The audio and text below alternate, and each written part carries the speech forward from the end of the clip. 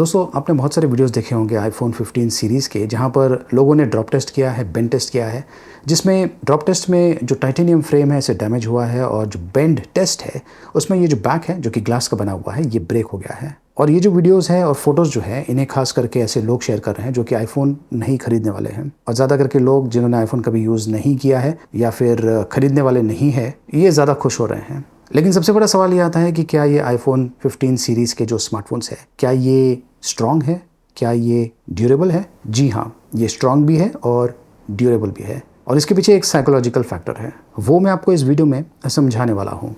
देखते रहिए। ये जो आईफोन मेरे पास है आईफोन 15 प्रो, इसका वीडियो मैंने बना दिया है और इसके ऊपर ये जो कवर है इसे मैं निकाल देता हूँ। अब देखिए, जितने लोगों ने भी ड्रॉप टेस्ट किया हुआ है आईफोन का, ये नए आईफोन्स खरीदते हैं और फिर उसका ड्रॉप टेस्ट करते हैं, और जब आप इस प्रकार के टेस्ट करेंगे तो कुछ ना कुछ डैमेजेस ज़रूर होगा। वैसे जितने लोग भी ये ड्रॉप टेस्ट कर रहे हैं, अगर उन्हें आप कहें कि आप 10 या 15 आईफोन्स खरीदें, फॉर एग्जाम्पल आईफोन 15 प्रो खरीदें, 10 आईफोन 15 प्रो, और ये जो 10 आईफोन 15 प्रो है इसका ड्रॉप टेस्ट करें, मतलब कि सेम हाइट से ये जो 10 फ़ोन्स है इन्हें गिराएं और रिजल्ट्स देखें। मैं गारंटी के साथ मैं कह सकता हूँ कि ये जो 10 फ़ोन्स है इनमें आपको अलग अलग टाइप के रिजल्ट्स मिलने वाले हैं।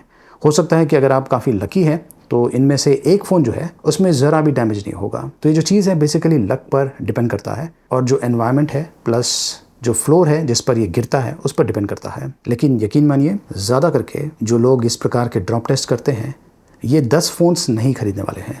क्यों?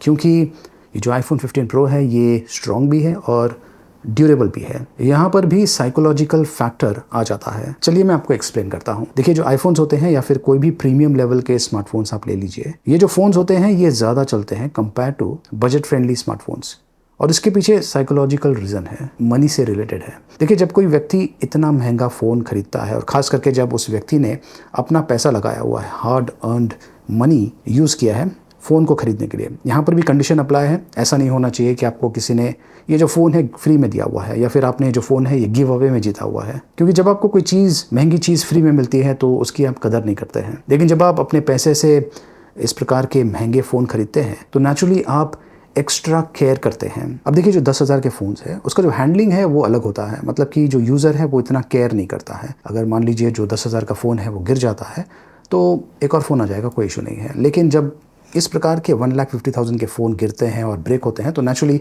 झटका लगता है। इसलिए जो यूज़र्स हैं वो एक्स्ट्रा प्रिकॉशंस लेते हैं, और यही कारण है कि इस प्रकार के जो फ़ोन्स होते हैं, आईफोन हो या फिर कोई भी प्रीमियम लेवल का फ़ोन हो, ये ज़्यादा चलते हैं। आप एप्पल के स्टोर में जाइए या फिर कोई भी शॉप में जाइए जहाँ पर एप्पल के फ़ोन्स बिकते हैं, आप देखेंगे कि ज़्यादा करके जो यूज़र्स हैं, नॉर्मल यूज़र्स जो फ़ोन्स खरीदते हैं वो साथ में केस भी खरीदते हैं और स्क्रीन गार्ड भी खरीदते हैं, और इनफैक्ट इमीडिएटली उसी दौरान ये दोनों चीज़ लगा देते हैं फ़ोन पर। मतलब कि तभी से ही उन्हें रिस्क नहीं लेना है, मतलब कि जो केयरिंग है वो तभी से ही एक्टिवेट हो जाता है। तो जब आप इस प्रकार के केयर करते हैं इस महंगे फ़ोन के लिए तो नेचुरली ये जो फ़ोन है ये लास्ट करता है, काफ़ी सालों तक चलने वाला है। और एप्पल की सबसे बेस्ट चीज़ ये है कि सॉफ्टवेयर अपडेट्स मिलता रहता है। अब देखिए, जब ये आईफोन 15 प्रो लॉन्च हुआ था तो इसके साथ में iOS 17 भी अनाउंस किया था एप्पल ने, और जब ये मार्केट में अवेलेबल हो गया था 22 को, तो उस दौरान जो पुराने फ़ोन्स हैं जितने भी, उन सब फ़ोन्स को एप्पल का जो iOS 17 अपडेट है वो मिल गया था। तो मान लीजिए ये जो फ़ोन है 15, 14, 12, 11, ये जितने भी पुराने फ़ोन्स हैं इन सब में iOS 17 रन हो रहा है। तो वो जो यूज़र्स है वो सॉफ्टवेयर के मामले में भी अपडेटेड है इस लेटेस्ट फ़ोन के कंपैरिजन में, और ये बहुत ही बढ़िया चीज़ है एक्चुअली। और अगर ये फ़ोन 5 साल या 6 साल भी चल जाता है तब भी इसे सॉफ्टवेयर अपडेट्स मिलता रहेगा, और ये बहुत बड़ा फैक्टर है आईफोन का। इसलिए ज़्यादा करके जो लोग हैं ये एक बार एप्पल के इकोसिस्टम में आ जाते हैं, उसके बाद में बाहर निकलना बहुत ही मुश्किल होता है। एप्पल ने कहा है कि ये जो फ़ोन है ये स्ट्रॉन्ग भी है और ड्यूरेबल भी है, लेकिन एप्पल ने ये नहीं कहा है कि ये जो फ़ोन है ये रगेड फ़ोन है। रगेड फ़ोन्स को आप किसी भी प्रकार से फेंक सकते हैं और वो जो फ़ोन है वो सर्वाइव कर लेगा, हार्श कंडीशन में सर्वाइव करेगा, लेकिन ये नहीं कर पाएगा। और एक और चीज़ मैं कहना चाहता हूँ कि इस पर टाइटेनियम फ्रेम यूज़ किया गया है। जी हाँ दोस्तों, ये है टाइटेनियम फ्रेम, लेकिन ये जो बैक है ये ग्लास है और जो फ्रंट है यहाँ पर भी ग्लास है। ये जो टाइटेनियम फ्रेम है ये स्टेनलेस स्टील से ज़्यादा स्ट्रॉन्ग है, लेकिन जो स्टील है उससे ज़्यादा स्ट्रॉन्ग नहीं है, ऑलमोस्ट एट पार कह सकते हैं। और टाइटेनियम की एक और प्रॉपर्टी है कि ये काफ़ी लाइट वेट है, जिसके कारण ये जो हैंडसेट है ये काफ़ी लाइट हो चुका है। और ये जो टाइटेनियम फ्रेम है ये जल्दी हीट भी होता है और जल्दी कूल डाउन भी होता है, लेकिन ये जो टाइटेनियम है ये सिर्फ यहाँ पर साइड में यूज़ किया गया है, फ्रेम में। बैक ग्लास है। देखिए बेंड टेस्ट जो है वो लोग ऐसे नहीं करते हैं बल्कि ऐसे करते हैं। तो यहाँ पर बेसिकली जो फिंगर्स है वो प्लेस करते हैं और थंब को यहाँ पर प्लेस करते हैं और फिर बेंड करते हैं। इसमें ऐसा है कि जो फ्रेम है इसे ज़्यादा करके टेंशन नहीं मिलता है, लेकिन ये जो फिंगर्स हैं ये प्रेशर क्रिएट करते हैं यहाँ पर एज वेल एज़ यहाँ पर। और अगर फ्रेम काफ़ी स्ट्रॉन्ग होगा तो ये जो प्रेशर है ये भी इंक्रीज़ हो जाएगा, जिसके कारण जो स्क्रीन है ये ब्रेक हो सकता है, या फिर ये जो ग्लास है ये भी ब्रेक हो सकता है। अब डिपेंड करता है कि आप जो थंब है उसका प्रेशर सबसे ज़्यादा कहाँ पर लगा रहे हैं, बैक साइड पर या फ्रंट साइड पर, लेकिन ये डैमेज ज़रूर होगा। और जो लोग भी इस प्रकार के बेंड टेस्ट कर रहे हैं एक्चुअली उन्हें टेंशन नहीं है, क्योंकि उनका जो पैसा है वो रिकवर हो जाएगा, व्यूज़ मिलेंगे उन्हें।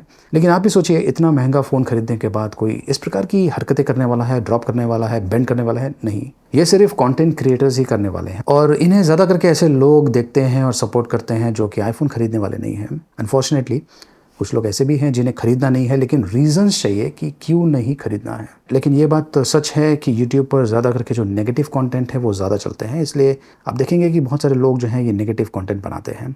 लेकिन जैसे कि मैंने कहा, ये जो आईफोन 15 प्रो है ये वाकई में स्ट्रॉन्ग भी है और ड्यूरेबल भी है एक नॉर्मल यूज़र के लिए। ये जो आईफोन 15 सीरीज़ के फ़ोन्स है, काफ़ी लोगों ने कहा है कि ये जो हैंडसेट है ये हीटअप होता है। इनिशियली जब मैंने इस हैंडसेट को यूज़ किया तो ये काफ़ी हीटअप हो रहा था और ये नेचुरल है। यहाँ पर भी कुछ चीज़ समझना ज़रूरी है, क्योंकि बहुत सारे लोग जो हैं वो इन चीज़ों को समझ नहीं पाए हैं, खुद भी कंफ्यूज्ड हैं और दूसरों को भी कंफ्यूज करते हैं। देखिए, जब कभी आप कोई नया फ़ोन खरीदते हैं, ध्यान से सुनिए, जब कभी आप कोई नया फ़ोन खरीदते हैं उसमें बहुत सारा इंस्टॉलेशन होता है। आपका जो डेटा है वो फिर से नए फ़ोन में आता है। फॉर एग्ज़ाम्पल जीमेल, आपके पास बहुत सारे ईमेल्स होंगे वो इसमें लोड होता है और बैकग्राउंड में बहुत सारी एक्टिविटीज़ चलते रहती हैं। तो जब आप फ़ोन पहली बार यूज़ करते हैं, नया फ़ोन है, एक तो अपडेट्स बहुत सारे होते हैं और दूसरी चीज़ ये है कि उस दौरान आप जो फ़ोन है इसे ज़्यादा यूज़ करते हैं, तो नेचुरली जो फ़ोन है ये हीटअप होने वाला है। और अनफॉर्चुनेटली इस दौरान काफ़ी लोग टेस्टिंग भी करते हैं, तो जो हैंडसेट है ये और भी हीटअप होने वाला है। और एक और चीज़ है, जब आप एक नया फ़ोन यूज़ करते हैं कंपेयर टू आपका जो नॉर्मल डेली एक्टिविटीज़ होता है फ़ोन के साथ में, वो चेंज हो जाता है। मतलब कि नए फ़ोन के साथ में आप ज़्यादा फ़ोन को यूज़ करते हैं, क्योंकि आप नई नई चीज़ों को एक्सप्लोर करते हैं और वही सेम एप्लीकेशंस या हो सकता है कुछ ना कुछ चीज़ जो कि आपने पुराने फ़ोन पे किया होगा वो सेम चीज़ आप इस पर करने की कोशिश करते हैं। तो इस प्रकार से जो यूसेज पैटर्न है वो बढ़ जाता है। तो नेचुरली इस दौरान जो बैटरी परफॉर्मेंस है ये भी आपको कम मिलने वाला है, प्लस जो हैंडसेट है वो भी हीटअप होने वाला है। और क्योंकि ये नया फ़ोन है, इसे स्टेबलाइज़ होने के लिए, ऑप्टिमाइज़ होने के लिए समय लगने वाला है। तकरीबन 1 हफ़्ता या 2 हफ़्ते या उससे ज़्यादा भी लग सकता है, डिपेंड करता है कि आपका यूसेज कैसा है। तो ये जो ऑप्टिमाइजेशन प्रोसेस है इसमें ऐसा होता है कि जो एप्लीकेशंस आप ज़्यादा यूज़ करते हैं उसे ये जो फ़ोन है ये ऑप्टिमाइज़ करता है, परफॉर्मेंस के लिए as well as battery life के लिए। तो जिन लोगों ने कंप्लेन करना शुरू कर दिया है कि ये जो हैंडसेट है हीटअप हो रहा है, नॉर्मल एक्टिविटीज़ में भी हीटअप हो रहा है, आप देखेंगे कि कुछ दिनों के बाद वो कहेंगे कि जो हैंडसेट है अब स्टेबल हो गया है, और फिर 1 महीने के बाद या 2 महीने के बाद इस पर बात करना वो छोड़ देंगे। जितना आप इसे संभाल कर यूज़ करेंगे, इस पर कोई भी स्क्रैचेस नहीं आने देंगे, तो ये जो फ़ोन है ये ज़्यादा चलने वाला है और इसका जो रीसेल वैल्यू है ये भी आपको काफ़ी बढ़िया मिलेगा। कमेंट्स करके मुझे ज़रूर बताइए कि आप 1,50,000 का फ़ोन अगर ख़रीदते हैं तो क्या आप उसे बेंड करने के लिए ख़रीदने वाले हैं, या फिर उसे ड्रॉप करने के लिए ख़रीदने वाले हैं, या फिर उसे यूज़ करने के लिए ख़रीदने वाले हैं। देखते रहिए।